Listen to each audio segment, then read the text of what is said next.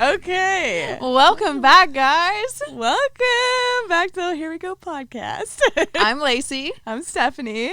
And we are in LA. LA. Wow. Why do we always have to say that? We're all like, why is that like the thing? We're always like, hey, just clarifying to all of you, we're in LA right now. Like, wait, I mean, yeah, wait. I don't know if I like that I do that. Well, no. It's like, I think this studio is still like a moment for us. yeah. It's like a moment in time, like, oh, fuck. Like, we're doing the fucking thing. Yeah, but by the time this comes out, we're going to be like, God damn, like, but I mean, whatever. Well, I think the concept, we might be switching from Denver to LA or Arkansas, just like literally wherever we are. Yeah, I don't know about Arkansas, but yeah. Definitely Denver to LA. So I guess we will like clarify where we're at sometimes, but I know you guys don't care. yeah, just fucking fast forward like the first 3 minutes. But yeah, we here and we have an amazing guest on today that it's Marko Monroe, who I met back in high school, kind of like in passing, and I've just kind of see grow into this mega creator and artist, and he was always the creative person in every group that he was in, high school, friendships, everything, and his entire family is talented at something. It's just incredible. But I've seen him go from this theater kid in high school to now creating and designing and styling custom looks for Lizzo and Miley Cyrus, and doing all these passion projects that he does, like for House of Avalon, and looks for RuPaul's Drag Race. Like, what the fuck? Like, he has just taken off, and it's not just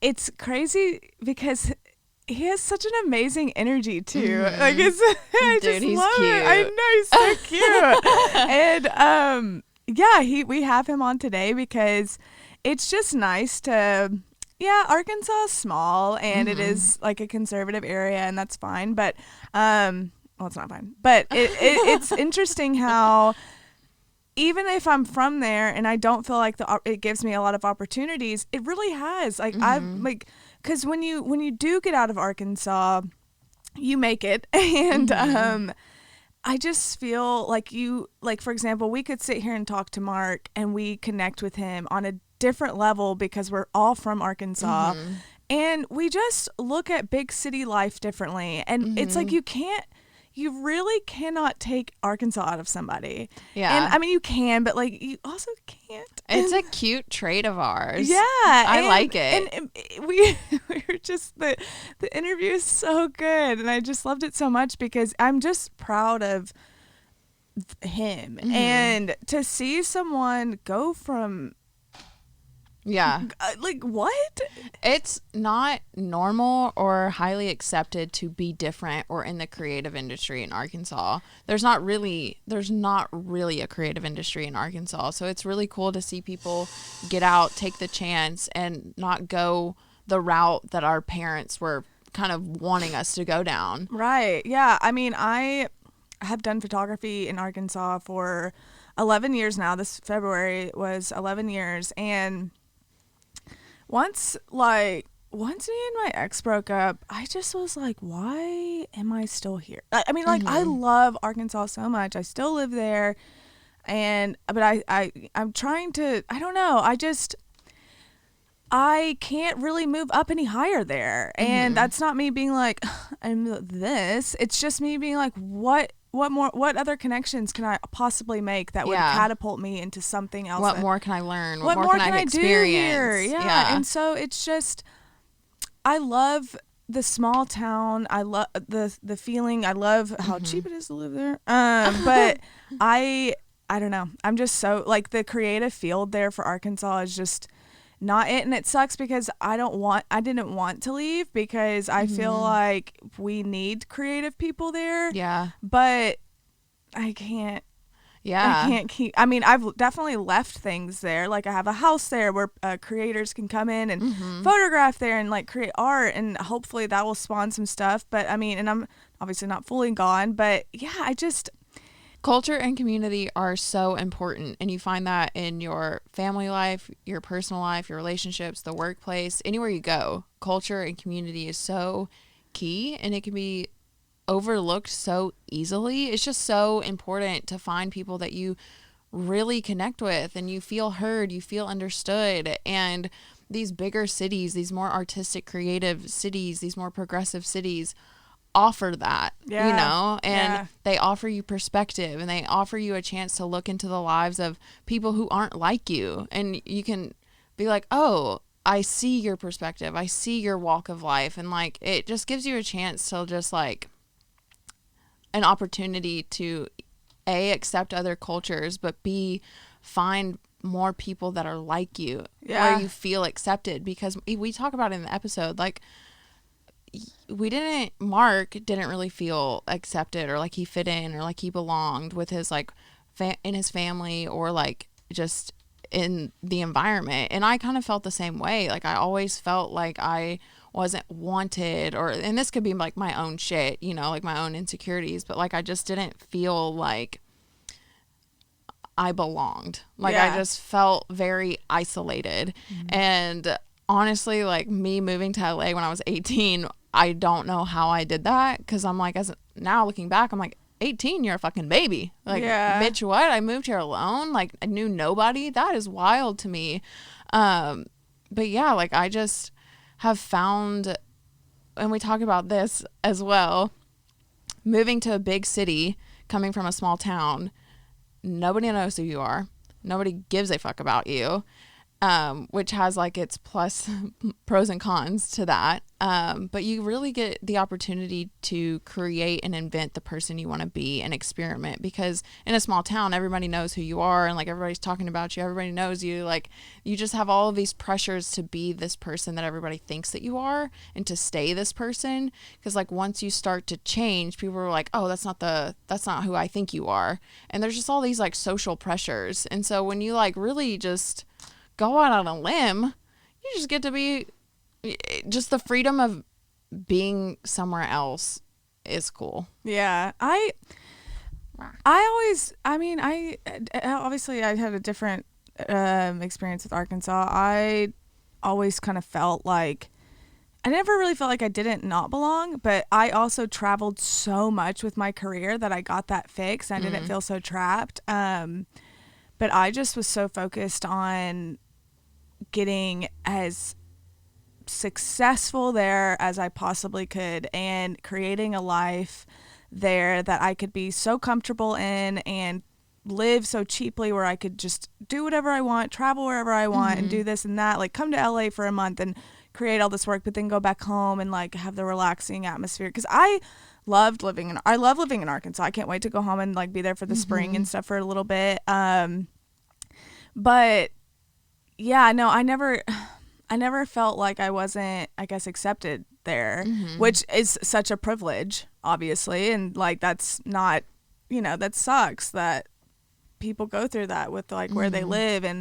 But now that I'm out of there and I'm like, oh, like I love you, Arkansas, but goddamn, like, you know, like, there's pros and cons to every city, anything in life, you know. I am excited to kind of see where like this, what Gen Z does with the South, you know, like what like that culture does with those conservative areas, and like and like how we had on like just with the community conversation that we had, like with drug reform and stuff, and like what people just, I'm excited to see what happens.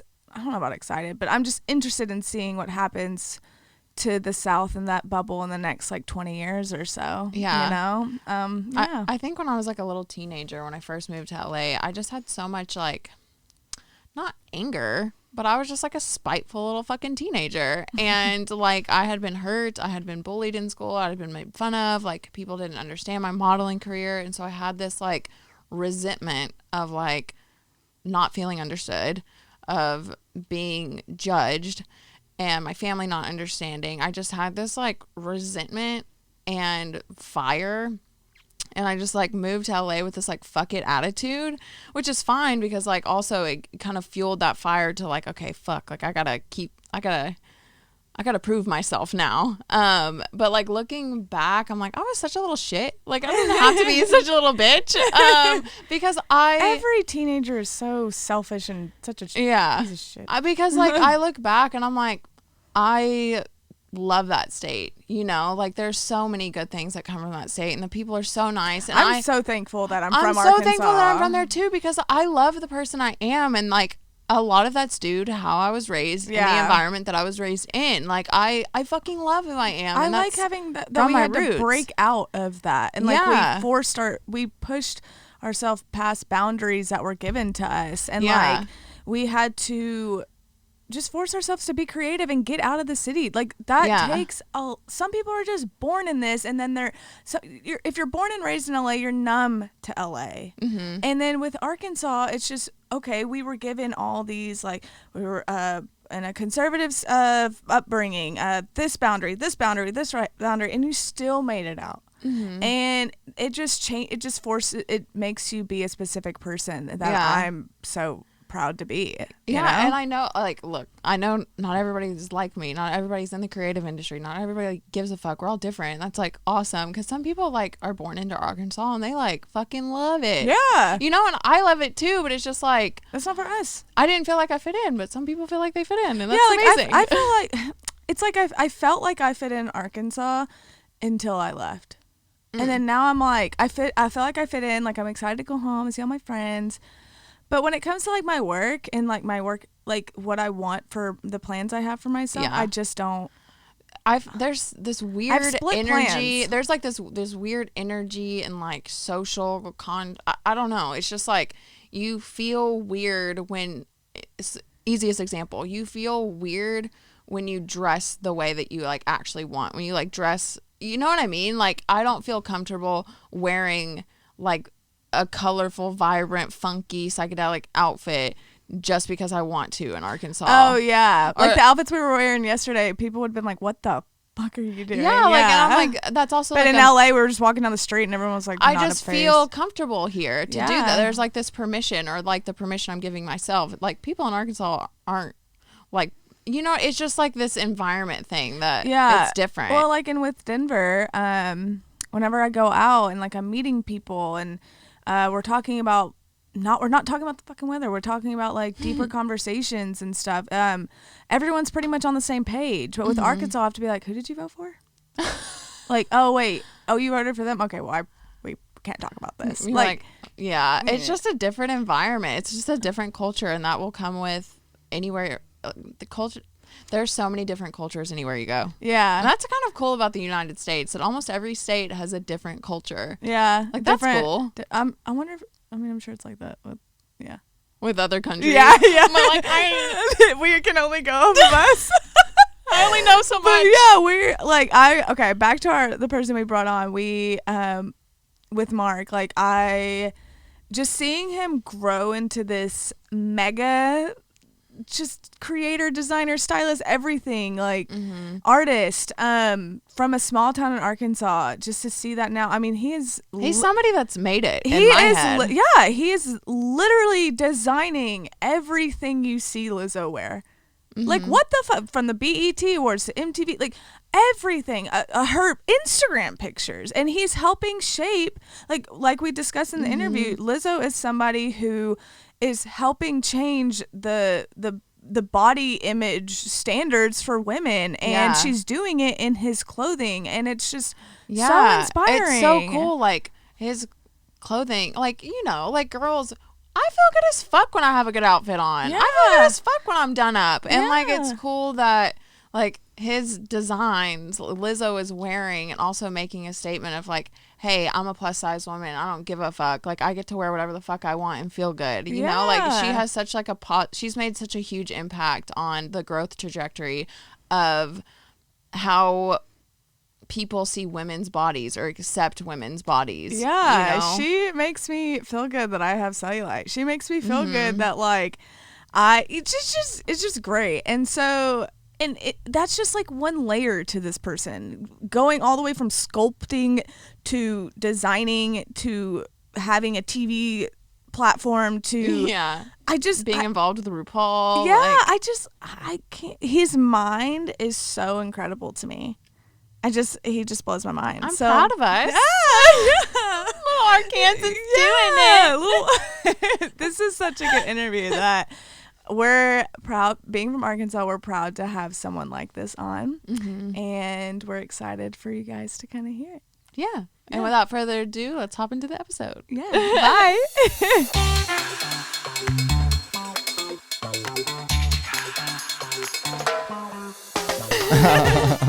Okay. What is up, y'all? Welcome back to the Oh Here We Go podcast. I'm Stephanie. And I'm Lacey. Today we have Marko Monroe on with us. Hi. Mark is fucking awesome. We can't believe that he came on, but we're so excited. And we wanted to try to introduce Mark, but there's just so many layers to this human being that we just kind of...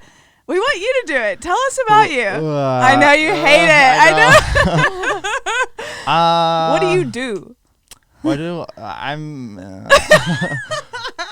an artist. Like I'm a maker, creator, and right now like primarily do styling. But yeah. Yeah. Does that work? No, that works. That works. We'll kind of peel those into categories too. Yeah. I mean, so me and Mark. Well, okay.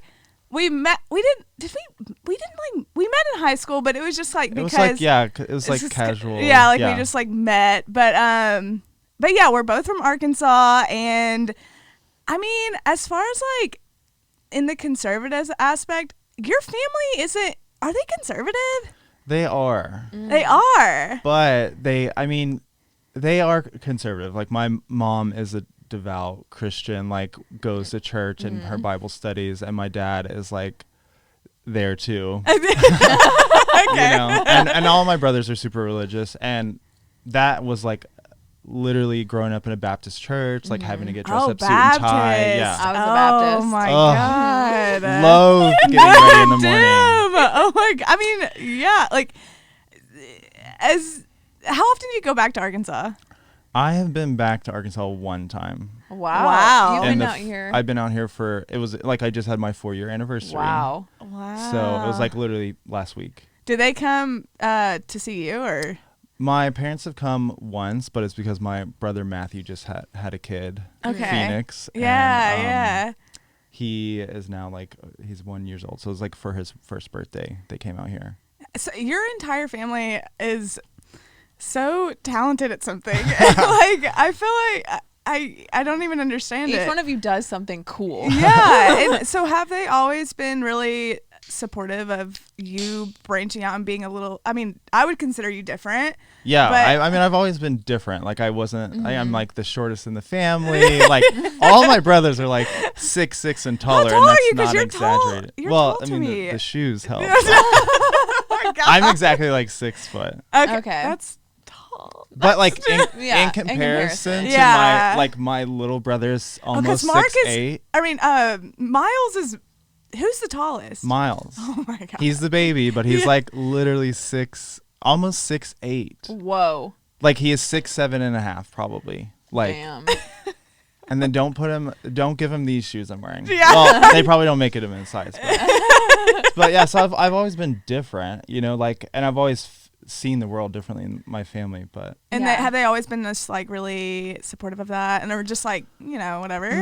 Kind of, sort of, like, Yeah. I'm not gonna like sugarcoat it and say like I had like a perfect life. It was super supportive like the whole time. I mean, they tried when they can, but I just don't think they had like the emotional intelligence to accept a queer kid in there. Yeah. And their Wheelodex of like my mom's perspective and her perfect image and her ideal construct of what a family is. You know? My mom's very like, if it looks good outside, then you know, everything's that's fine. what matters because that's Yeah. what Oh people my see. God, yeah. So like, you know. Okay. Well, when did you kind of start realizing like, oh, I don't like girls? Like 5 years old. 5 years old. I knew I was Wow. different when I was super young. When It's almost like I felt like my first thing that I ever like did in first grade was like write this story about like how I was abducted by aliens. Whoa. And like wrote and illustrated, because like in our school that I went to, like that was like one of the projects. You got to write a story, illustrate it, and then they like published a book for you. So at the end of the year, you got like a printed book, like hard copy book. What school? It was the Anthony School. Okay. My mom taught PE there, so it was like a private school, but like that's the reason why we got to go, because my mom was a PE teacher, and so like she basically worked so that she could pay our salary, our tuition. Wow. Okay. Which is great. Yeah. My mom is a hustler. Like she is that. She is that. Like she I get it side from my hustles, has mama. like pyramid scheme businesses, all that stuff. But even then, I remember just feeling like, I don't know if I like fit in here. Yeah. You know, and then I had to like learn how to adapt so that I could just survive. And then the moment I had the option to get away, I did. Okay. So you didn't have a girlfriend in high school? Yeah, I had multiple girlfriends, but we didn't do nothing. I remember. I mean, it'd be like take months to get a kiss, you know, like. Yeah, Did no. you keep it a secret? Like, was this something you internalized to your Yeah. family? It like, was a secret for a very long time. But your close friends knew, or did they not No. even? No. Okay, because I remember I remember this day that my friend, I was at my friend's house and she came. We were on the computer and she came in this room. She was like, everybody found out Mark Monroe's gay, and we were so sad because we had the biggest crush on you. Oh, And then it was so funny. And then like not years later, but I was talking to Katie Tipton about that day, and she said, well, you know, he'll still make out with you if you ask. And I was like, what?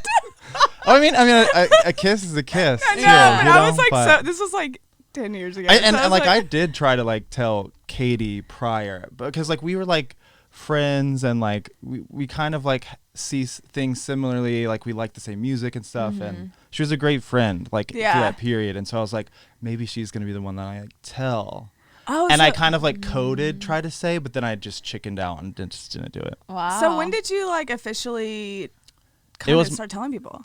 Well, I kind of was outed. I mean, if we want to get Oh, the really? real tea, yeah, We love the real tea. let's go. So like, I was like dating Rachel Darville, Oh, okay. and we were like doing the Peter Pan play and all that stuff. Oh you my know? God, yeah. So it was like a big to do. Like junior, they were seniors, and then New Year's, we got all super drunk at her house, blah blah blah, and like Bailey and I messed around. Bailey Eubanks, Oh, okay. and then Outing. and this is a man. yeah, Yeah. Okay. yeah, and, Bailey can be. yeah, Yeah. it's true. Damn, okay. So that's how it kind of started. So like it was kind of like I was confronted with like things going around, and I was just like, you know what? Like I'm about to go into my senior year. I don't have any fucks to give.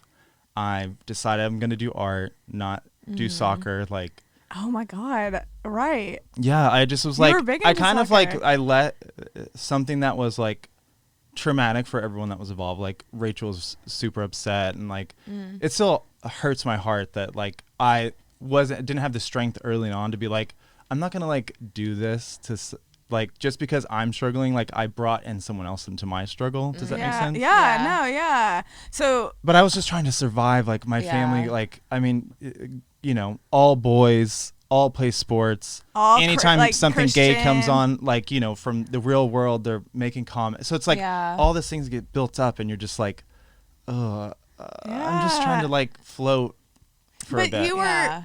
okay, and also we're coming from this of a place that we don't know shit. So you were dating a girl, but like probably like just kissing and stuff like that. Yeah.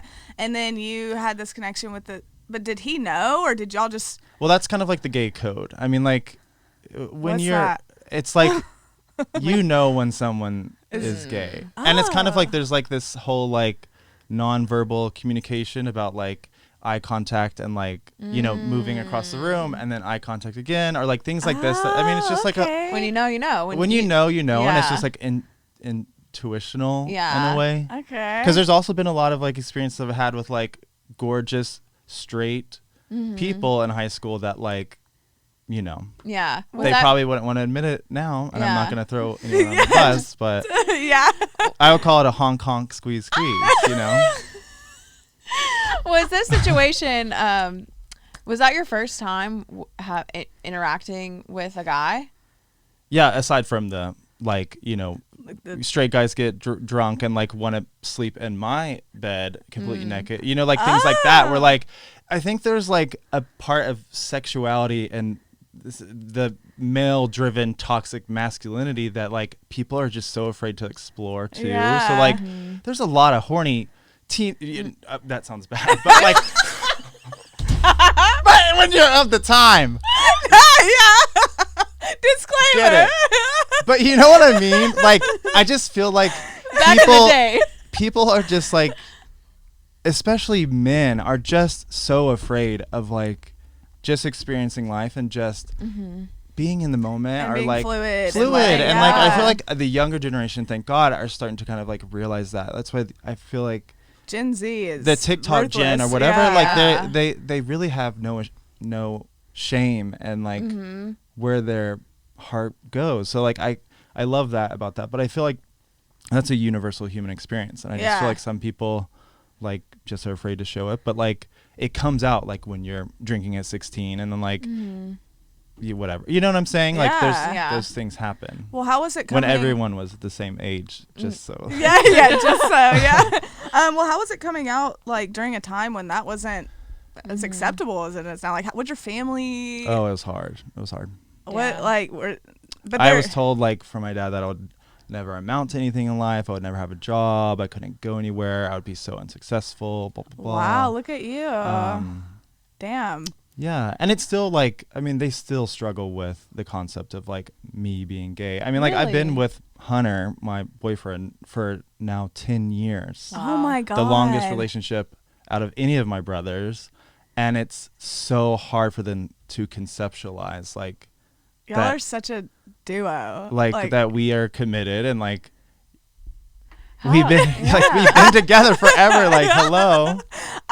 Well, that's so funny because it's like parents won't, especially parents, I feel like in that area, like just have a hard time accepting things that they did not want you to do. Because my dad, I've been vegan for 8 years and he didn't talk to me for a year because I was vegan.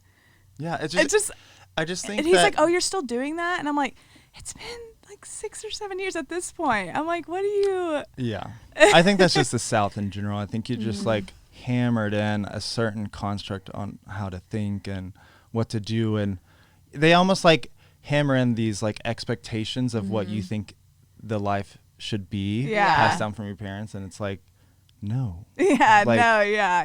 And I think it's kind of interesting to see how, like in high school, you went from like, okay, soccer mark to theater art or theater mark, and then you create like glitter rock, and then like House of Avalon, and so you went from like having to hide it to shaking up the entire glitter rock gay community, and it still has made an impact there. And yeah, I kind of want to touch on glitter rock a bit because I don't know too much about it, but did that whole era kind of come before House of Avalon, or like what? No.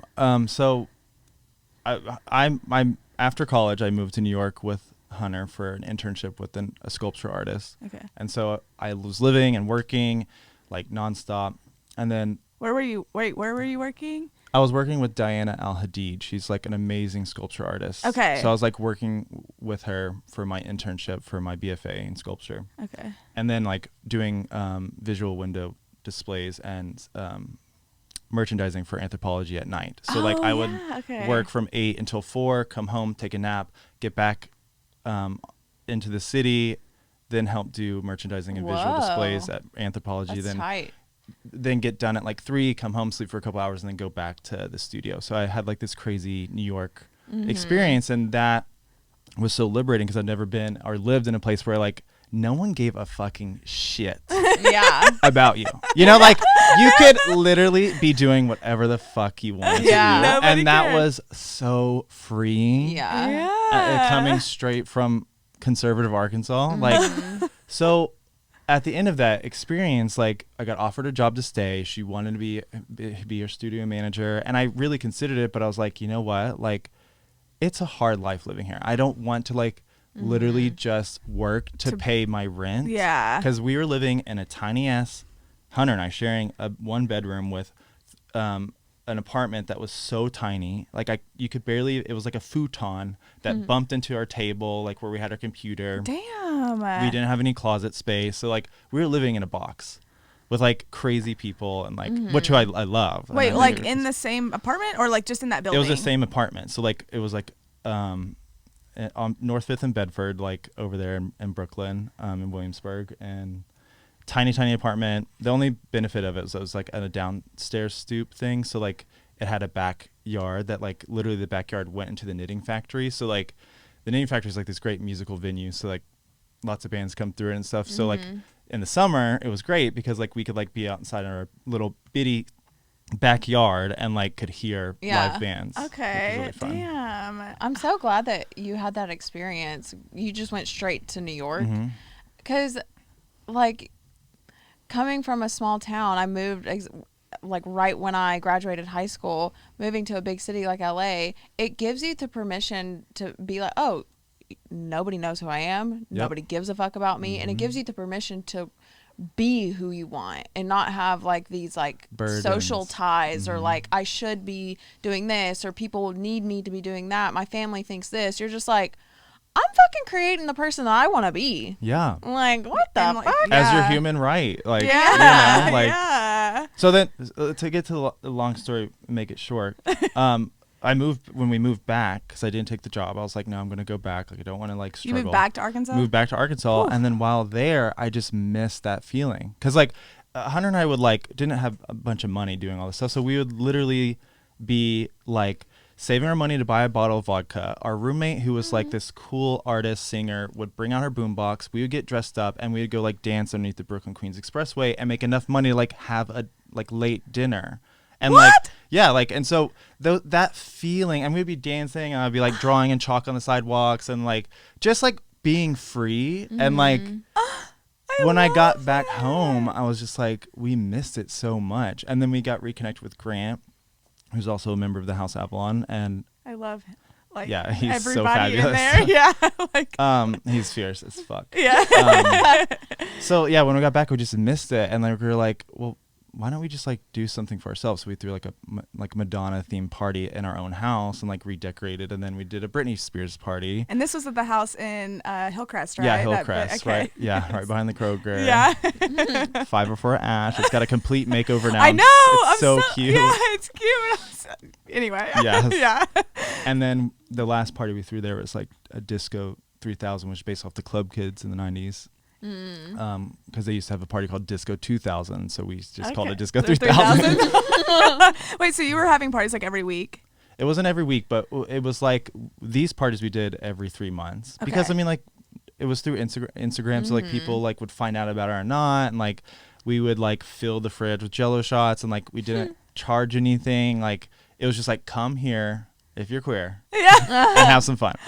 Well, I mean, obviously not exclusive to queer, but you know, like we wanted a space where like people could get a little taste of that New York vibrancy and that New York life. So whenever you and Hunter moved back, and in the house originally, it was you, Hunter, and Grant? No, it was just, so like the house didn't form until... Or I mean like the physical home, like where y'all lived. Yeah, where we lived, it was just me and Hunter at first. And then we went to a party, and Caleb Feeney, who is also a member of the house, we had known each other through Katie Tipton and like through that Conway College experience and stuff, and a little bit before that. So we saw each other at a party, and he needed a place to stay, and we had an extra bedroom which we were using as an office. We were like, well, we can just condense that, and like we can give you a place to stay, and like that whole friendship started to develop. And then Grant was coming in, and then we were just like kind of hanging out all the time, and then that's when we kind of formed House of Avalon. Wow, I mean, these parties were so cool. They would have the coolest photos. I was like, I remember seeing them, like, how do I get into these parties? Like, what the fuck? They were just like amazing. And how long, or because didn't you work at Yeah. Okay. So it's the club we do not name anymore because of some shady business that happened. Okay. But yes, it was a club that because that's the only like there's also Disco, Trinity and Okay, so there's more now, but yeah, I mean, so then what? Okay, so then what's the correlation with like Glitter Rock and like House of Avalon? Yes. Like, where did Glitter Rock come from? Like, what was that? like that club was about to close down because they had tried to open up as a queer club. It had been had a lot of different faces, and then that was about to close down. So they offered us to do a night there to see how it goes. So our first party that we threw, we thought about like we love the Wizard of Oz, like we love all that stuff. So we thought glitter rock as in Little Rock, and follow the glitter rock road. You know. I did I like turned the bar. You remember the bars like had the DJ booth above. I turned that into like basically like the Green Castle and the Wizard of Oz. Wow. And, like, then on the side, I can send you photos. And stuff. We'll like add them on here. And that was like one of the first times like Disco 3000 was the first time I like sewed anything for Grant or myself, and then like I like did all the set design and then the costumes. And is that kind of where you started realizing? Well, no, because I mean you did theater, but is this kind of like the parties and everything where you started realizing, hey, this is like I'm good at this? Yeah, and it all related to what I like learned in college. She's just like I didn't just like chisel away at a rock for sculpture. I was more like about context and about building environments where the viewer could like explore, or I had like a lot of interactive art where you could like be on the other side of the piece and like interact through sound, and like I just was like a crazy conceptual artist weirdo who was trying to like figure out what happened the 18 years prior. So you went to like art school? I went to UCA and then studied art there. Okay, and you said you were sculpting?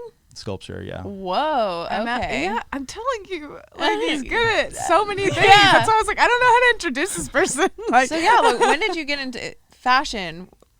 You got into fashion when House of Avalon was starting and designing, and wow. I mean, I've always been into like style and design and on those. But that's just kind of like where it really took off. Yeah, because I like taught myself how to sew in sculpture because I was like I used to draw these little creatures that they were like really skinny and had these long legs and these pot bellies, and they wore hoods and like hooded like round, like they were like little alien creatures that I loved, and I was obsessed with drawing them.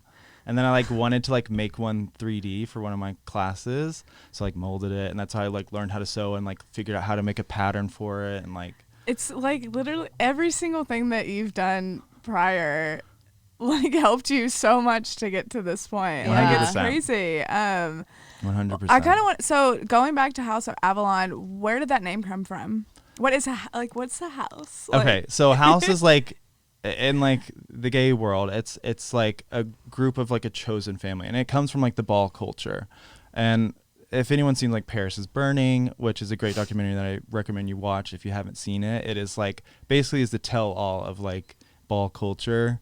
And ball culture? Ball, like you go and have a ball, like there's looks and there's like things and there's categories. I'm really glad I asked. Okay, and that's where like voguing originates from ball culture, and like it just is a quintessential like moment in like queer history, and like none of us are black, so like we can't like we didn't want to appropriate or like take too much from that, like because we're not like going out and voguing, but we love the idea of like the chosen family, and a house is a good foundation. It's a good like that is your home, you know what I mean? Like that's when someone's really your friend and they feel like home. So like we found that, so like we knew we were gonna use house.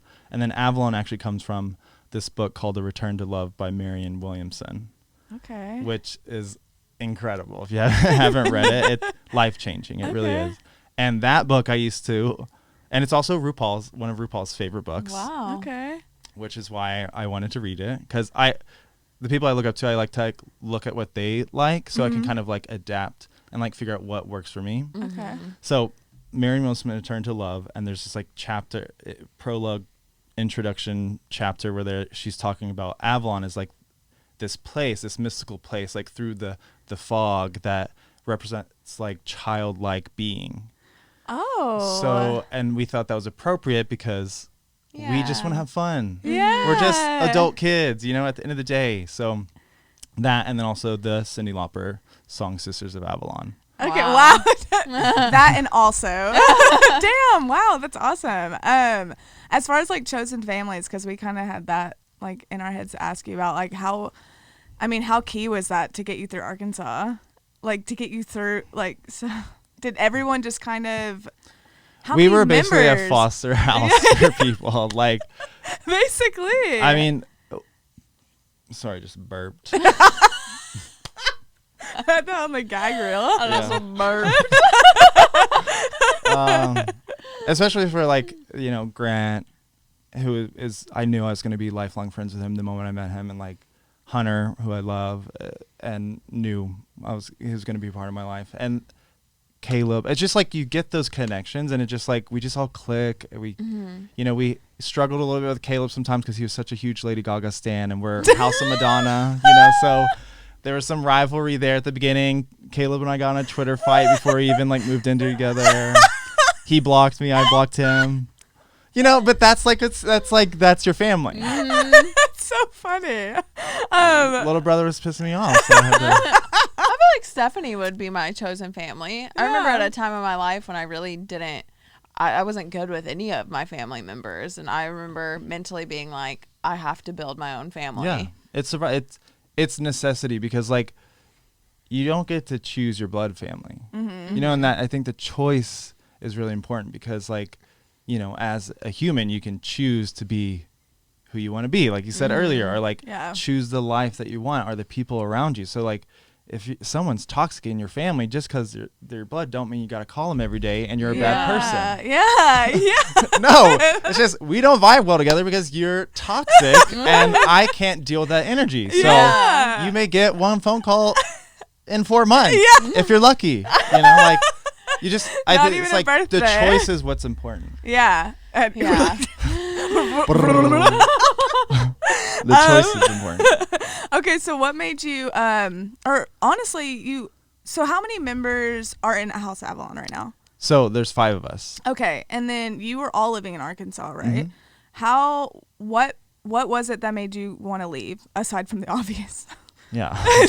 Was there a specific opportunity? I just think that we knew we wanted to do more. Yeah. You know? I mean, we just wanted to do more. I think even not being like in that scene so much, just like you guys did so much for Arkansas, or just Little Rock, really. Like, I mean, thank you God. But I mean, knowing that you guys left whenever y'all did, I was just like, it makes sense. But it was a hard time to leave because it was right after Hillary lost the election, and we were really conflicted. Like, do we stay and try to help through this crazy time that we're about to enter in, or do we just go? Like, do we go and just do what we said we were going to do? And ultimately we chose the latter. Yeah. So you guys all moved like 4 years ago. What was the initial, like, what happened after? We had no plan. No plan. The only thing we planned. Did you even know where you were moving to? No.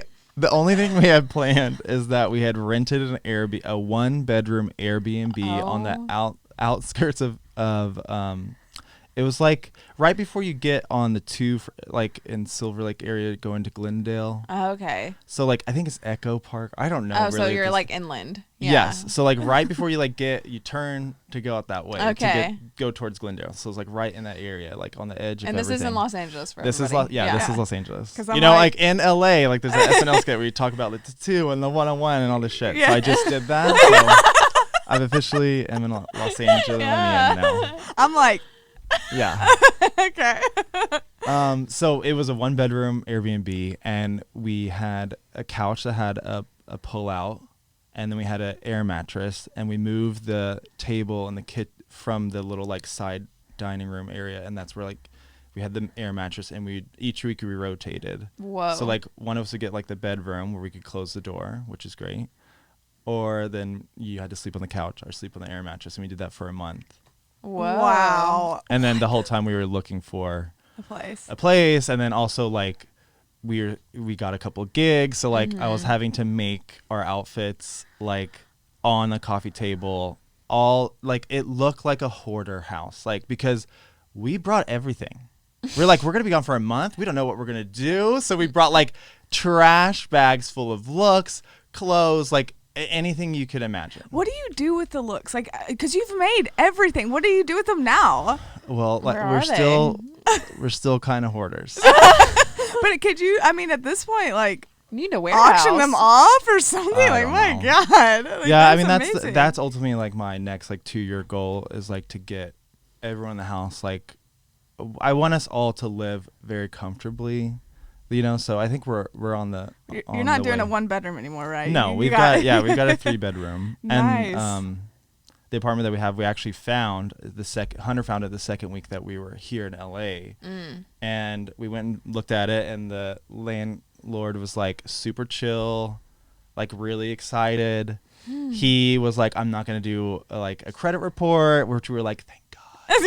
You know, like, I don't care. He was like, if you guys seem cool, like, and it had AC, AC, parking. Damn. Okay. Wow. And I'm like, oh, in I have that. Koreatown, mind you, which has no parking. Like, isn't it funny that a lot of places in fucking Los Angeles don't have air or parking? They're just old buildings. Old buildings, yeah. Yeah, and it's hot. It's hot as fuck. And it was like the apartment was the same downstairs as upstairs, so it's just like one house, but they've separated into like apartment 1, apartment 2. Oh, okay. But they have their own addresses, of course. But we moved in, no one was upstairs, so we just had this whole place to ourselves. And he gave us the key the first time we met him. He was like, you guys seem cool. So I would go, I'd be like, okay, bitch, this is AC, it's room. So when I was doing stuff for like Miley Cyrus or things like that, like I would go and work out of the kitchen and have like a whole space to like cut fabric and like. So are you still there? Yeah, we're still there. Still wow, same the place. landlord was super. Gave you the key on the first day. Yeah, That's he was like, amazing. you know what? We were like, well, we want this, like, obviously, like, so. Damn, We've been there ever since. And then now Symone and Ginny and Bright, Simone's part of the house, and then Ginny and Bright are like our sisters of the house. Like, they live up above us. So it's literally an entire Arkansas transplant house. Arkansas transplant. So is everybody in the house born and raised Arkansas? Yeah. Hell yeah! Wow. Completely Arkansas. Look at us. Wait, so where did you meet Hunter? I actually met him at a Sonic. What? Mind you, I was telling them earlier before we started recording that I saw a Sonic commercial on TV, and LA doesn't have Sonic, which we love in the house. So I was like, let's just go, and we drove like 35 minutes to go get some Sonic, and it was so dude, the Sonic drinks. I get a Diet Dr. Pepper with vanilla. The French fries are bomb. I love the French fries. A lot of people get the tater tots, but I love Sonic. I'm a fries. tater tot person. So good. I haven't been there in a. I like tater tots in the morning. Every time I'm home in Arkansas, I go to Sonic. The sweet tea. I forgot about it. No. Come on, the strawberry slush, and you add nerds. What? You can add nerds in your strawberry slush now. Did you do that last night? No, I didn't get that. But I wanted to. Okay, so you met at a Sonic. Was he like working there? Were y'all like this? No, because like Grant, who I made friends with in college, like I did AP, so I was like in a drawing 3 class. Yeah, He was like in a drawing 3 class already because he was older. So like we just like instantly clicked. Our teacher was super cool. She was like let people take turns like playing MP3 and this story is funny every time because it is so Grant. So like I love like my indie like sad girl music and like all this stuff. Like if it made you cry, I was listening to it. You know what I'm saying? Like that sad girl shit. I love it. Yeah, I just love being so emotional. I'm a Cancer, like I said. Like Oh my god! so I'm just I love being watery. Just give me the tears, all this stuff. So I was playing some like sad, like weird ass music, and Grant was not having it. And I didn't really know Grant. Like he was just in my class. Like didn't know. And you can't miss him. And like so he just went over, pulled my thing out, and put his on and played Britney Spears. So I was like, you know what? This person, I think I'm gonna like this person. You know what? And he introduced me to Hunter because him and Hunter grew up in Bald Knob, Arkansas. That's where my family's from. Really? Yes. My Yeah. granny was Farmer of the Year there. Well, how about that? Hot dog! You can't make this Arkansas shit up. She was a That is so foster. funny. She was a foster parent, and she actually watched over Ernest Hemingway's sisters. Wow. Yeah, in Boston. Farmer of the Year. Oh my god. Well, I did not. Hunter, if you're listening, what the fuck? That's so crazy. Okay, so pause. So I was telling my grandmother the story about how we brought on Mark to our podcast and that his boyfriend is from Bald Knob. Just because like my whole family is from Bald Knob or my mom's side of the family is from Bald Knob. And I just thought it was, interesting, small world. I was just like, yeah, we brought on this really awesome guy to the podcast. His boyfriend Hunter's from Bald Knob, small world. And she was like, oh, what's Hunter's last name? And I was like, Crenshaw. And she said, Stephanie, your great grandmother, that's her maiden last name. She's a Crenshaw. And I was just like, are we what? So my grandmother reached out to her sister, and yeah, apparently her sister knew of Hunter and that he had moved out to LA and all this stuff, and that Hunter is a distant cousin of mine down the line. And I'm just like, what? Like, how? Bald Knob, small world. There you go. Anyway, back to it. So we met at that Sonic. He like introduced me to him through like Facebook at the time or whatever, and so like I was like, oh, this guy's cute. Who's this person? Hunter's so beautiful. Oh my god. He is a looker. I was showing her y'all's photos, and I was like, he could end my life. Yeah, like she's like, I'm like scared. Like I was like, look at these two together. Like it doesn't make any sense, but you guys are a little duo. I love it. Yeah. Well, yeah, we were. This is so funny, but I mean, it's got to be good coming up here with your boyfriend because we have heard that the gay community here can be like vicious. Oh, like I is. don't know. Yeah. No, like, it is. Yeah. What is the gay culture like out here compared to Arkansas? Is Arkansas probably like non-existent? Yeah. Well, I mean, it's there, but like it's own not like entity. Like you've got your West Hollywood gays, which is a very like it's kind of like clicky because like in LA, for those that don't live here, like it is so segmented by like your neighborhood. Like you know what I mean? Like if you live in Silver Lake, you don't want to travel. Okay. Yeah. 20 minutes Oh my God. to get to the other side of town. Like, no way. I'm going to stay right here. So it's like, there's like the hipster gay scene and all that. So there's like these little sections of like the community that are very like stuck in their ways. And like whenever we came here and started throwing our parties and stuff, we were in the West Hollywood, which is very kind of like, everyone is like looking the same way. Like they're all muscle daddy guys. Like, it's like a very really? like, Okay. I don't know. When COVID ends, we're going out. Please, God. We're gonna go out. Oh my God. I would love that. Dude, the WeHo strip is fun. Well, remember that one time I went? Oh, yeah. Oh, my God. Stephanie and I rolled. Like, we just wanted to go so bad. We just wanted to dance. And then I had never been to WeHo. What? Yeah, it's WeHo. It's West on Hollywood. Santa Monica Boulevard. Yes. Yeah. I was like, we found the little place. And we were the only two bitches in there dancing. I mean, no, we were getting it. There were people dancing, but we were getting it. We were getting it drinking water. Like, yeah. Like, it was I love a good Molly pill. Yeah. That's the story for maybe later. Yes. Okay. To tie it back into you now. Yes. Reeling it in. Who is your first style icon? I think it's obvious, but Jean-Paul Gaultier.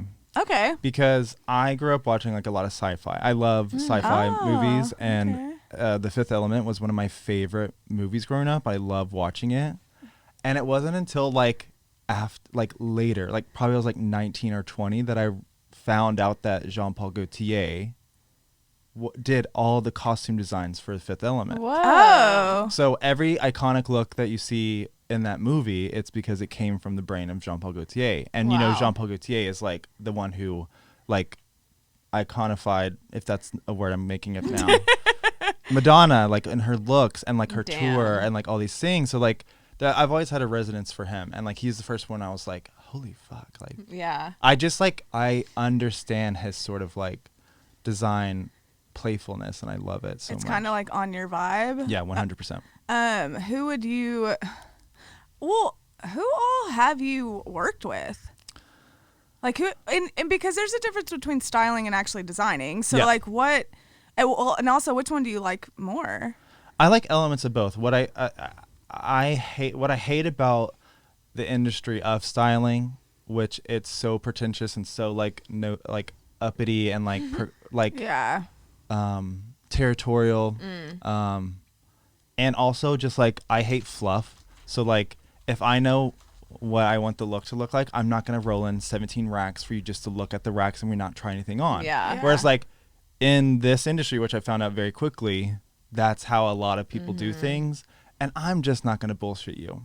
Yeah. I'm not gonna be like, I'm not gonna pull 2 racks of clothes that may or may not fit you, may not be the right vibe, but you just want to impress. And I'm also not gonna unbox 17,000 pairs of shoes or lay out 1,600 options of jewelry. It's like, no, if you know what you are going for, you don't need all that fluff. So like, Styling is tough. it's so tough, and it's also like the expectations of that. Like I work differently, so like I'm not gonna like be doing all that. Like I'll bring what I need, maybe a few options here and there, but like I know what it's supposed to look like. So like if you aren't on board, then I'm sorry. And it's also kind of shot me in the foot in other cases where like, you know, I've lost some jobs because they're like, well, they just want the feel of that because it options, feels attentive, like cared to, like in safety. Oh, okay. Yeah. So like, and I get that, but I'm just like, if you know what, like, you know what I mean? Yeah, like, if you especially know- for it's like a red carpet. Like, I'm not gonna like drag 17 designers to make something custom. Yeah. When I know what I want it to look like. Oops, sorry.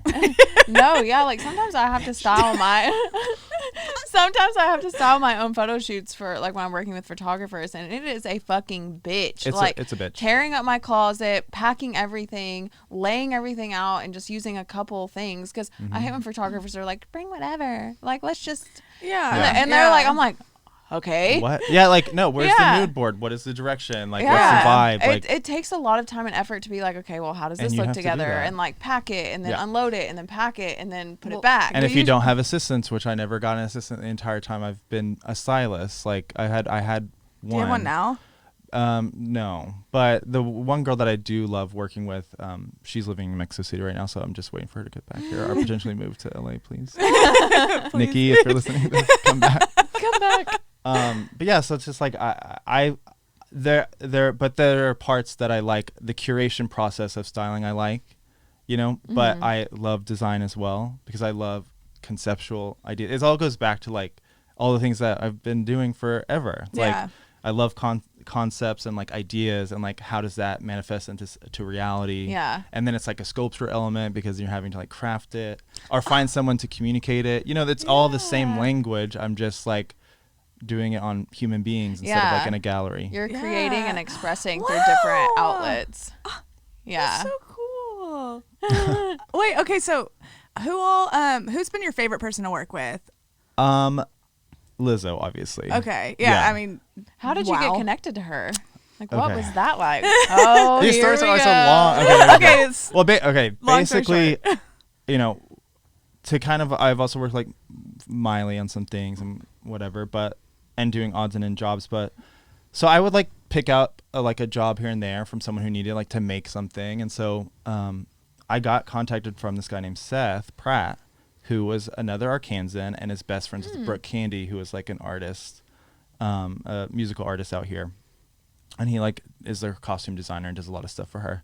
And he was like, Brooke's styling this shoot or video shoot and asked me to make something, but I can't do it. So like, could you do it? And I was like, well, when is it? And he was like, in 2 days. So I was like, and I was like downtown. So I was like, I guess like, can you give me a sketch or whatever? So I made something for this video. I didn't even know who it was for, and I just got the measurements and I was making it. Wow, you can make something that quick. Yes, I had to. Wow. it's like There was coin on the line, and I was Yeah. needing to pay my rent. You know, like, coin on the line. so I did a look for that. And I wasn't too happy with how it turned out, but I also was like, oh, she's a plus size girl, so like this look is like designed for a skinny person, so I'm gonna make a second top just in case, because I knew it wouldn't fit the way that it would fit on a skinny person. Yeah. So I did that, and they ended up going with the second top because it did what I thought was going to happen. The artist wasn't disclosed to you yet. You had no idea who this was for yet. No, it was on the like mood board of imagery, but like I didn't know that like Lizzo was the one who was doing Where the Hell Is My Phone, which we would bump all the time at the club. Wow. And then when I was like, you know, because I was just like, okay, I got to get this shit done. So I wasn't even like focused on anything. I was just like getting it done. Mm-hmm. And then I went back and like looked up who she was. And I was like, I had this full circle moment. It was like, I have videos of me like in a jockstrap, like pretending to be on a phone, like on a box in Little Rock, Arkansas, like singing and belting this song. And next thing you know, I'm like doing something like this. Wow. And then I got asked again to make something else for another video. And then she was going on tour with Haim and needed some looks. That's how you say that? Haim? I don't. Haim. I thought it was ham. No. It's Haim. Oh. Ham. You know what? Your Arkansas jumped straight out with Your that. granny's coming out. The bald knob in me. You just said. I'll let you repeat what you said. The bald knob in me. You said it again. Okay. Oh my god. Anyway, I did not expect to ever say that. Okay. Anyway. Okay. Did you expect Lizzo to be such a good friend? I didn't have any expectations. Mm-hmm. Whenever you met her, did y'all like click? We did, but not in a way that is as familiar as other clicks that I've experienced. Mm-hmm. Like, because I think I was just so nervous. Like, so, you know, I was in my shell. Like, I wasn't, and she's a Taurus, so like Cancer and Taurus go hand in hand. Like, you know. Wait, what are Tauruses like? I don't stubborn, know. hard workers, like, really caring, like very loyal, And then protective. Cancers are just like emotional, like take on, empathetic. They're a good, like they're a good balance in the zodiac, which zodiac in general I didn't even care about until like moving out here because it's a whole language of culture out here that is separate from anywhere else. Yeah. I think it's just like when you're surrounded by sun all the time, like you're forced to like recognize when you're not happy. So like then it becomes like, wow. you know what I mean? Yeah. Like what is So your excuse for being sad here? Yeah, that's so interesting. Wow. And I think that's why it's like then it allows you to like if you can go there like talk about zodiac stuff. But yeah, I didn't really click right away. Like just to be honest, like I was just like kind of more nervous.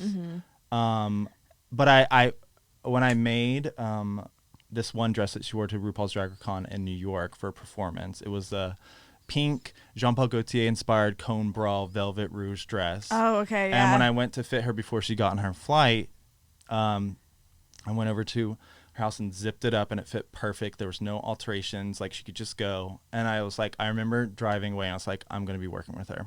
Like I like had that like mental clarity. It was like, and I told Hunter, I was like, I'm going to be working with her. Like I just had this feeling. And then, you know, that's been my last 2 years What of year? life. Yeah, okay, so 2 years. Yeah, it's now 3 years, but. Did you do her Coachella performance designs? Yep. Okay, because I remember she was Well, already... Bicala made them, but I like put him in a direction of what we were going for, and Bicala Like was one. collab, Like we knew that we wanted to be like glittery and glister, so I don't want to like discredit Bicala because he turned the fuck Yeah. looks Okay. out. Yeah. I remember going to her set and she was like playing during the day in like one of the back stages and knowing of her, but over the past 2 years, she just blew the fuck up. Since that, honestly, to me, since that Coachella performance, she skyrocketed. And I think, I'm not saying like Coachella did it, but like just her PR team, she was like started being everywhere. Yeah. God, they anticipated it because of the album that she was working on, all this stuff, but like Coachella was the big momentous push forward. But I mean, like we had been in festivals and stuff, you know, in Chicago and like San Francisco and all these places before that. That was just like, wow, like her reception is just, sorry, I was like getting away from the mic. It's okay. Her reception is just so good. Yeah. What's it been like working with someone of that status? Yeah. It was crazy because I mean, like, you know, I remember going to college shows with like 500 people and it'd be like me and her hairstylist like sleeping in the same hotel room and like having to share, You know, it's just like. Oh, so you've been there before the big boom Oh, and yeah. everything. Oh, yeah. Because oh it was gosh. like that. After the tour that she did, where she opened for Haim for a short segment of Haim's tour, I've been with her since then. Wow. How has working with her and the impact that's made like affected like your relationships and friendships and House of Avalon, all that? I mean, it was very hard. Because one, I had never styled anyone before. Before I was just making clothes for her tour and going on helping her get changed and stuff. And then the trajectory of like all this stuff and having to not only dress her, but her backup dancers and be responsible for it. Did not have an assistant. I think this is part of the industry also like taking advantage of it. And I was like also doing the alterations, doing this, picking out the stuff, trying to send emails to designers and be like, hey, I know you don't know me, but like this is Lizzo, she's going to be blah, blah, blah. And like nothing, like empty, you know? So like, and traveling and trying to like keep like the House of Avalon projects going. Like it was like, the last 2 years were mentally tough, to say the least. What about like with you and Hunter? Like, it was very hard. Wow. Especially like like touring and then like experiencing and also trying to like we tried to like bring in a third at one point and just like didn't work, and then we've been through a roller coaster. But I also think it's connected to the whirlwind of what the trajectory of fame can do, and I just got a little tangent of it. Oh wow. You know, so that's why like you have to respect people like Britney Spears or like or Justin Bieber, who's like made mistakes and is having like these people that are put on a pedestal and then everyone wants to see them fall. So like, and she was put on a pedestal and celebrated still. Like there were moments of critique, but like there's just so much going on, and like traveling and not knowing where you are at waking up to the next day if you're on a tour bus, and then being like responsible for her management, being like, we need to have designs for this look that she's coming up with, and this is a performance look. It was just like so much, and I didn't have any help. I had literally was put into the fire, and I just had to figure it out. And it's thrown better into now, the right? Shark Tank. Yes. Like it's a lot. Is it easier now? Like are things? Yeah, because I've learned how to navigate stuff, and like I've learned that I'm not like I said earlier, I was like, I'm not gonna fluff things up. Like this is my concept, this is my construct, but like I've learned how to like navigate my own boundaries of emotions and not take things like I've been more protective of myself lately, so like it's not, I don't like, I'm just ready to have fun, you know. Yeah, it's very easy to get walked on, especially like when you're new to LA, and especially coming from Arkansas, where like people just like I didn't know what to charge. People have so much time in Arkansas and are just so ready to help each other. You know what I mean? So and like true. in LA, nobody has time and nobody wants to help you because we all essentially just care about ourselves and our success and our businesses. Yeah. And so like it was really easy to get walked on. Yeah. But you develop a tough skin and understand how to set boundaries for yourself. Yeah. Or even ask for help when help's needed too, because like, you know, I needed help on the road dressing for girls, being responsible for promo looks, being responsible for shows looks, and like I didn't know how to ask for it, you know, because I was like new. I didn't know, you know what I'm saying? Like, but now I know, like, if I'm going into something, I want to have at least 2 assistants. Like, I want this, like, I want that, because I'm not gonna put myself through that mental chaos again. Yeah. You know? Did you do the Sailor Moon outfit? Yes, I made those. Yeah. Love that. That was that was in New Orleans. That was my first time to ever see Lizzo. Like someone had sent me that because I'm obsessed with Sailor Moon, and they're like, "Look," and I was like, "Oh wow." She is too. Yeah. She loves I had Sailor like Moon. a whole custom outfit like made for me, and so like someone had sent me that, and I was like, "Wow, who's this girl?" And then literally right after that, I started seeing her everywhere. So I can't believe you did that. But what was your oh fuck moment? Like I'm doing, like I'm on my way to whatever's happening. Like I think for me that was the BET performance. Okay. Because when was that? What? That was 2018, I think, and that was when she was in the wedding. Like, oh my God! So yeah. that was also like her creative director at the Quinn Wilson, and I like sat and brainstormed, and I was like, we've got to make this moment iconic. Like, what is iconic? Like, what can we reference? What is the moment? And ultimately, being a Madonna stan, yeah, I was about to say Madonna, right? I was like thinking about that, and also just like she really wanted to reference her own music video, and like got pushback from the label about like marrying herself and that whole imagery of weddings and stuff, and like they wanted to push her away from it. And then I remember being in the airport with her, and she was just like talking to the head of God knows what, being like, this is what I want to do. And then we came up with all that, and that was the first time I did like a live television performance styling everyone. I conceptualized all of the looks, like helped with the set design. There was 20 dancers, down to like shoes, like down to like. How long did that take? I had like less than 2 weeks, because we were on the road. Like that's what I'm saying. Like it was insane. Where like, do you get the fabric? Like what the fuck? And like I had to find someone who could help make the things, and I had to like, it was all, I mean, I just like learned so much. So like when that moment happened, and when Rihanna stood up and was like, bye, I just burst into tears. So like that was like, the one was like, holy fuck, I'm here. And then the other one was the MTV performance where she was in all yellow and like the dancers were in clouds and like oh my all that God. thing. Cause like I have always said, like with her thing, I was like, from a like conceptual point of view, I wanted her to always be like the source of light, you know? Yeah. So she was like the sun, like she was joy. Is that what her energy's like? Yeah, like she's very like positive and very fun. I mean, like obviously she's human, so we, you know, yeah. But like for the most part, yeah, like she can be really fun. What would you say? Like, okay, well, what would you think that your aura was and hers? Like what color? Goofy. Oh, aura, color. I was like goofy. Goofy. Goofy. Well, my aura I feel like is usually like blue and green. Okay. Little sad boy. Yeah, but like a vibrant green, almost like a green yellow. Okay. And then hers is like soft and like a light lavender purple. Okay, that's interesting. Yeah. Okay. So like together, I don't know what color that would make, but like, you know. Nice.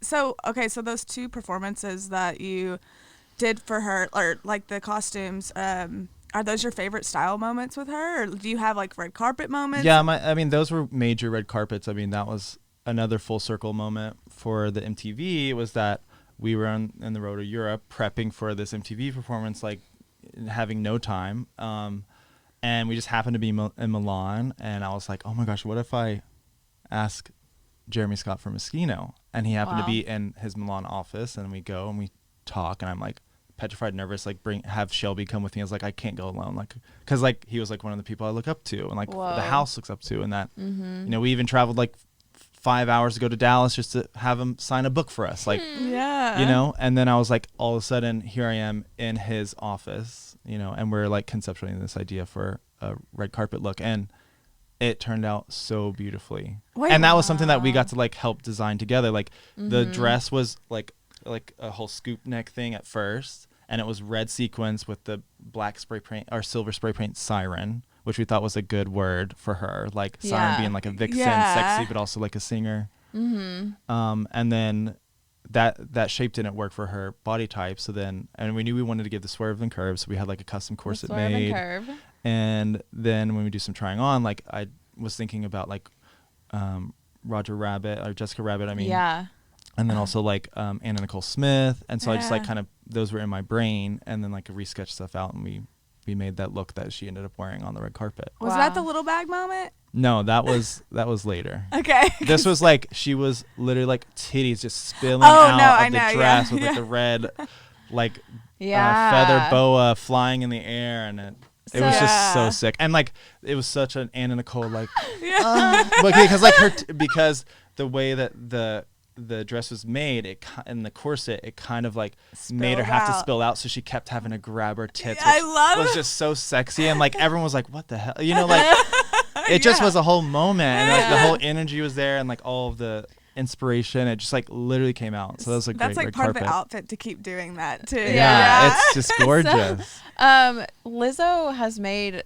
such an impact on the body positivity movement, and she's doing that in your designs, in your clothes. How does that make you feel? Like you are quite literally like changing a culture. Like the standards. It feels crazy. I mean, I don't like compliments, but I feel like that was in a way a compliment. Yeah. It makes me uneasy, but at the end of the day, like that's always been like, as far as like art making and like people I look up to, like I feel amazing about that, because like Keith Haring, who I love and adore, was like his whole purpose was like to bring art to everyday people and like change their lives in some way. And like he didn't care if it was sold in a gallery, but like that philosophy I adopt and try to do with like what I do and like what the house does, like, you know? Yeah. Because life is short, so like if people are responsive to like having fun, then hopefully that helps someone else. Like that means a lot to me. Yeah. I mean, that's just like, I mean, just seeing, that's one of the, I know that there's plenty of celebrities and artists that are changing the body image of women and helping with that, but she's the one that really comes to mind. And I know that she posts and she's positive about herself and all that, and I know she still has like her hard days too, like duh, but it's how she does. I was thinking about this yesterday. I was like, she's so like makes me feel good about it, and then I'm like, but damn, she's also wearing Mark's clothes. I'm like, what the fuck? Like that's so cool. So yeah, we don't, props to you. Compliment again. Yeah. Thank you. Well, how has like the impact of like Gigi and Symone been on RuPaul, like for the house? Like, I wanted to kind of get with that too, because like that's huge. You're doing the designs, right? Yeah. So, I mean, prior to like the girls going off to camp, is like we have to call it summer camp, they have to like prepare a whole package of looks, and it's like insane. Wow. So yeah, I got to help conceptualize what Symone wanted, or I wasn't that close with Gigi at the time because I was on the road all the time. Like she was closer to the house when I was on the road. But then when I got back, obviously like we clicked, and she's like a sister to the house. But with Symone, it was a little bit more intimate because like she's like my family, like, and who like when I did like early collections, like I did like a denim collection for the first time, brought it to RuPaul's DragCon, like she was like my muse, like the one who modeled everything, like, and I just adore her to death. Like she is literally such a light. So like getting to help conceptualize like her ideas was just so cool, and to have it be so well received too on the show, like her trains runway, like where she has this huge ass long do-rag. Oh, I saw that. That but was like so amazing. Getting to be able to make that so that she has that moment, and how important that is for her and like the Black community is just another thing where I'm just like, I'm just here to have a good time and like and make good art, of course, but also just like let people live in their lane. Like I'm like, you know what I mean? Well, like, yeah, I wanted to ask you. I mean, okay, because I honestly just started watching that show, and I don't know the process of getting on there. I don't know what, like, how hard it is or anything like that. But if would you ever be on it if you're doing the design? Like, oh no. Are you I mean, more because like these are drag queens. Yeah. Like, they have fully realized characters and like do the makeup and hair and all this. So it's like I said, I'm just like here to help her vision, or Gigi's vision for things that she's done, or so Rosie Thorne, or like any of them. They get on Rubber and Child. they like, do you have an idea of what you're gonna make, or like how they give like a brief outline of stuff. Okay. Yeah. Wow. Oh my. But nothing in depth. Like we don't really know. And you just kind of, because for some reason in my head I don't know anything, so I'm like, oh, they make it on the spot. Like right there. No. So you have a little bit longer to make everything. They got 3 weeks to prep for being gone, and she was gone for 2 months. Whoa. And then, back now as they're airing, like we're doing projects where we're like, she's a narrator, so like for each look, there's a story behind why she wore whatever. So like we have been making like, House of Avalon's been making like short little videos that correspond with her look. So those are things that we posted, and like, which I'm very proud of the one from last night, because I don't know if you've seen what she wore on the runway last night. No, I didn't. Well, do you want the spoiler or not? Yeah, go ahead. Yeah. Okay. So, and this was something that she wanted to bring to the stage, is the Black Lives Matter movement. Yeah. Because, I mean, think about right before she went in, it was like literally, we're in LA, we're protesting, we're going out in the streets, like we're marching for the death of George Floyd. And so she wanted to make a statement about that. So I helped her come up with this idea, and like it started from this idea of like a flower, like a lily, because it's usually at funerals, and it's also a message of like hope and like soulful rebirth and like all these things. So we knew it was going to be white, and then she wanted to have bullet holes. So she has a full gown, like down to like glove covering her entire skin. So all you see is her face. And then it's white leather, gorgeous, little cinch waist hips. And then the runway theme was Fascinator. So the Fascinator looks like a sculptural, like abstract lily. And then on the back, she has bullet holes. And then it says "say their names" and red sequins, and she puts her hands up. Oh, I did see this. Yeah. I saw a picture this morning. Oh my gosh. So she really wanted to like dig deep to unravel the layer of why she wanted to do that. So I helped her visualize and like wrote a treatment for like a 3-minute long video where she wrote and like did a spoken word about her experiences of being Black, and also like how that affected her and like what she wanted to say, and for those that have lost their lives to police brutality. Yeah, damn. So like that we shot that on Wednesday, and it was a 12-hour day, and like and then it came out yesterday. Okay. So yeah. Well, so I posted about it and stuff on my Instagram. I think that's where I saw the because I just got in yesterday too. Yeah. But is that when is this kind of Symone kind of helped spawn House the Avalon TV, like being like? Well, actually, we started that when she was gone. Okay. So, of course, quarantine like has changed everyone's lives, and we were bored, and like we started video gaming, and like we had someone buy like a Switch like in Arkansas because they're all sold out everywhere. Yeah, of course they're still in and Arkansas. Like it was Queen Anthony James Gerard, who was a drag queen. Like she went and picked it up at Sam's Club or something crazy, and like shipped it to us. So that like led us into like this idea of like, oh well, there's people who stream their video games, and we're like, But what if we just like use it how we want to? And so we started Avalon TV on Twitch and had different shows. Like Hunter and I would do show and tell like one day, or like we would play video games sometimes, or Gigi would do wig makeovers, and we'd do it all live. And yeah, it kind of just like spiraled from that, like a need of a sense of boredom, or like, what the fuck are we doing? Yeah. LA had it tough. Like we've been in lockdown for a year. Meanwhile, LA had it Arkansas tough. does not care at all. Like, like it's tough. Like, wow. Yeah. Like we were going to ask like all the ways that you reinvented yourself during the pandemic, but I feel like we kind of, I got to see that firsthand, like everything that you had to do. I mean, but as far as like now with things opening back up, what are your future plans? Still. Yeah. I mean, like, I'm learning more about photography, because that also is something I started. Yeah, you have been up. doing it. You've been doing all the shoots. They're so good. Oh my god.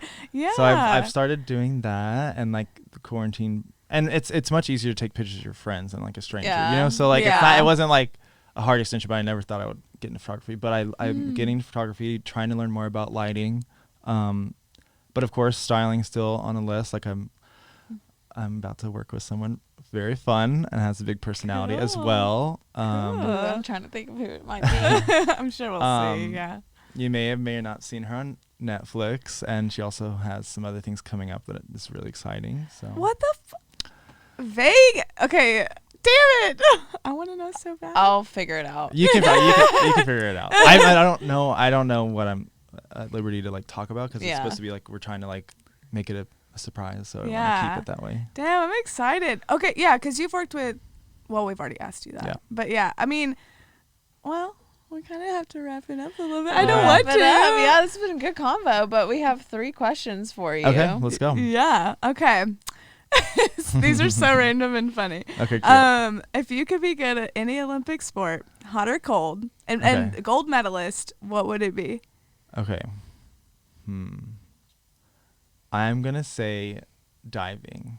Wow. Mine's synchronized swimming. Cute.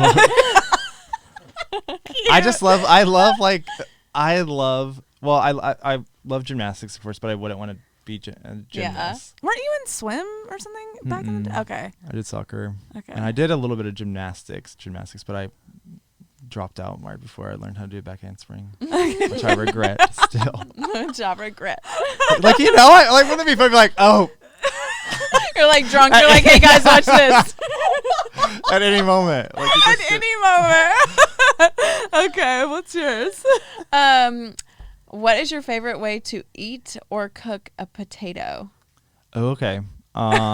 What's your favorite potato form? Well, I love a twice baked potato. What is Yeah. that? That's like where Girl. you bake a potato, you like scrape it out, like you basically turn it into like a mashed potatoes and then Yeah. bake it again. It's so good. Like you take it out, scrape it out. You can add like Ranch, cheese, sour cream, bacon bits. Like you just make it. cheese, It's The chives. delicious. diversity of this fucking question. I hated this question at first, and then now it's like it's Well, every. I'm here for it. Thank you for the potato question. Stephanie looked at Listen, me and don't was like, underestimate the potato. Potatoes are in. dude, you get to learn so much about a person about how they No, want to cook no their one potato. has to. Now, No. am I gonna take the time to do that all the time? Absolutely not. You know, I'll cut it up and put some oil, like rosemary and salt, pepper. Put it in the oven for a bit. That's Okay. like the quick. I'm gonna eat healthy and not order Postmates today. Okay. Well, Yeah. me, I'm like fries. Like just easy. Do you like thick cup fries? Do you like waffle? crinkled waffle, Oh, I like. shoestring, Oh, what about the Arby's fries though? Those are nice. curly fries? Yeah. I love the Popeyes fries. I don't know about They're that. seasoned so So well. good. Like they're I would eat crunchy. Popeyes every week Yeah. in college. Damn. Biscuits. Did not miss a day. Did not miss But a day. I love like teeny, very salty shoestring fries. I love those too. Yeah. So good with I'm a so good hungry. burger. Burger. Do like ASMR. Burger. Okay. Our third Okay. question is: would you rather trip in the desert or smoke on the beach? Wait. What? Oh, trip. I was like, I'm gonna fall in the desert versus Jason. I was like, this is an easy question. I was like, wait, is this real?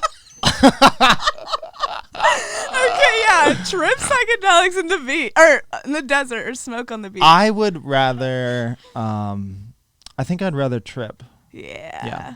That's a good answer. I like that. I Okay. don't really like to smoke anymore. Like I used to don't smoke either. all the time, but I'd much rather like do fun things like that. Yeah. I'll like smoke. I like smoking. Stephanie will smoke in all of her photo shoots. Oh yeah, I like doing that, and that's always bad because it's a fun atmosphere. I'm not like thinking about myself, but it usually gives me anxiety if I'm just sitting at home That's smoking. how it does me too. And like my brain is like just going all the time. Same. So like that, especially if I'm like got big projects coming up and I'm like, you know, Yeah. doing the human things where it's like you're gonna fail. Yeah, yeah. You're sitting on your ass. You haven't done anything today. Get up. Have you sent a response to that Red Bull sponsorship? Yeah. Or like it's like No, I haven't. if whenever I smoke, I can't be on my phone because I'll be like communicating with people, and then I'm like, wait, do they not understand what I'm saying? Is what I'm saying stupid? Yeah. And I just have to put it. I can't. I Yeah, can't do that's it. what I'm saying. Like it's just too much. Like I Yeah. think early on I had great times with it in college. Like I'd smoke every day. The ideas were flowing. Yeah. I was just, you know, like but now I'm just like, okay, you aren't a necessity. Yeah. Like every once in a while, Party, drinking, yeah. partying, give me a Let's little go. puff. Yeah. Give But me I'm a not little gonna puff. I'm not gonna like just I got do some it adult things to do. Yeah. volunteer. Yeah. Yeah. Well, this was so much fun. This was a good one. Yeah, this was really good. We got some bald knob combo in there. got well, some tea. in there, I think the quote was in you. Okay. Thank you. Seriously, No, so thank you guys. much This for was so coming. much This fun. I was- really had a good time. I did too. We really appreciate you coming on, and tell everybody where we can like find you, like what. Okay. Yeah, give it plug in. Okay. My Instagram is Marko MARKO_Monroe, and then you can also find me at the House of Avalon on Yes. Instagram. Also on Twitter, I think it's the same. Okay. And then our Avalon TV channel, so Oh, yeah. twitch.com/House of Avalon. And it's incredible, guys. Like you have to check everything they do out. It's amazing. But yeah, thank you again. Thank you. Like I said, this is so much fun. I'm happy for you. I'm happy for your new adventures, and Thanks. It's glad that you're taking these passion projects on. Take those Yeah. steps, take those leaps, because look, yeah. it leads you to where you want to go. Exactly. Okay, guys. Thanks for tuning in. Bye. Bye.